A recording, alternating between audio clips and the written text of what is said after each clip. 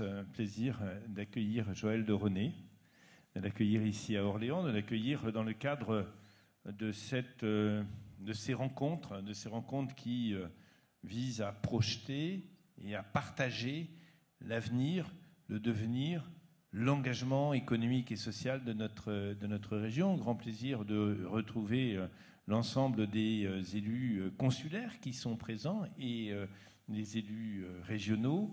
Grand plaisir de retrouver vous tous, vous toutes qui avez choisi de venir aujourd'hui réfléchir à ce devenir de l'économie. Jean-Louis Garcia, le directeur général de DEVUP et directeur de l'action économique en région, le disait. Cette année 2019 est pour nous, Joël de René, une année particulière.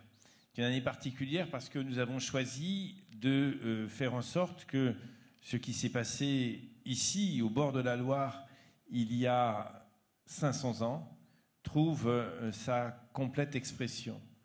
Non pas dans une commémoration de ce qu'a été la Renaissance, mais dans une mise en valeur, dans une expression, dans une mise en mouvement de ce qui est le souffle et l'esprit de la Renaissance. Le souffle et l'esprit de la Renaissance, symbolisé, porté par Léonard de Vinci, c'est bien évidemment une réalisation patrimoniale et artistique très, très marquante. Mais c'est beaucoup plus que ça.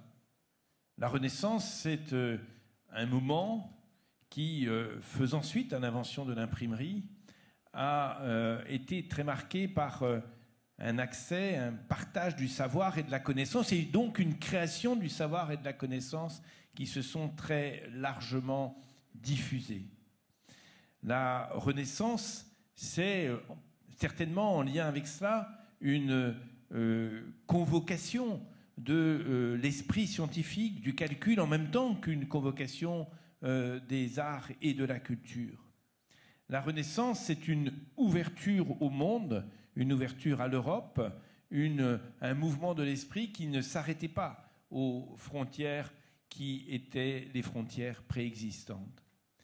C'est tout cela que nous avons voulu prendre en compte pour libérer les énergies en matière de création. Et on a eu ici, tout au long de cette année Renaissance, de magnifiques expositions. On a eu une exposition dans le château de Chambord où des écoles d'architecture du monde entier sont venues exprimer ce qui est leur vision de Chambord et si vous aviez à inventer Chambord aujourd'hui.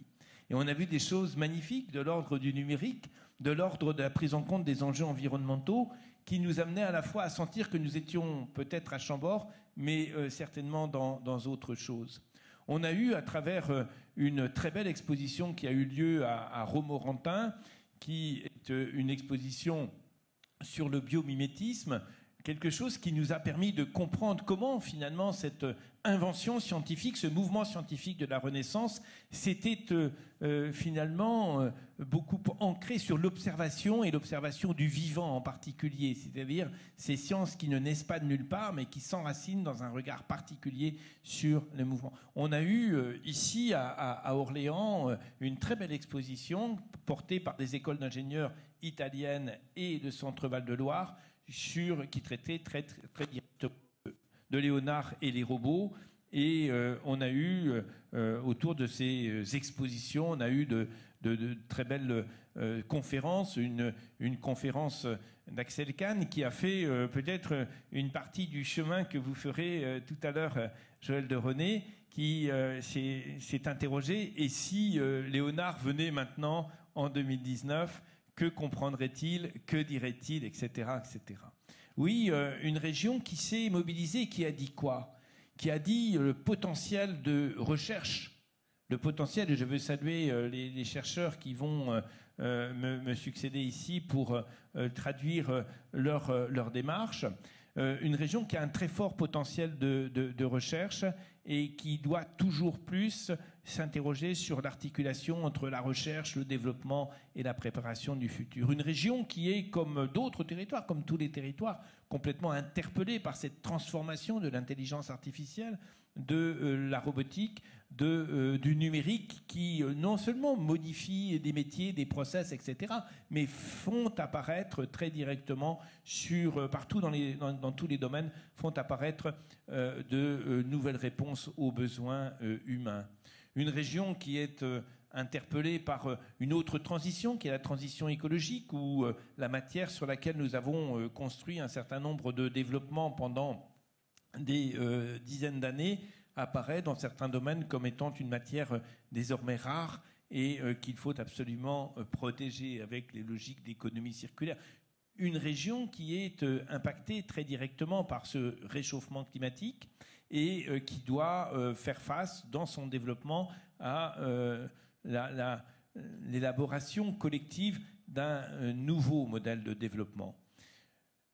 Dans les interventions qui vont venir, et notamment dans vos travaux, et j'ai lu avec intérêt ce matin dans la presse régionale ce que vous avez répondu aux questions, Joël de René, ce que vous avez répondu aux questions de la République du Centre, on voit bien que vous posez l'immersion du numérique, voire de l'intelligence artificielle, à laquelle vous donnez un nom qui vous est propre, vous projetez cela comme un moment de rupture, mais un moment qui peut et qui doit être mis au service du développement humain, du progrès humain, et qu'il ne faut pas avoir peur des sciences. Au contraire, les sciences convoquées pour écrire cet avenir-là.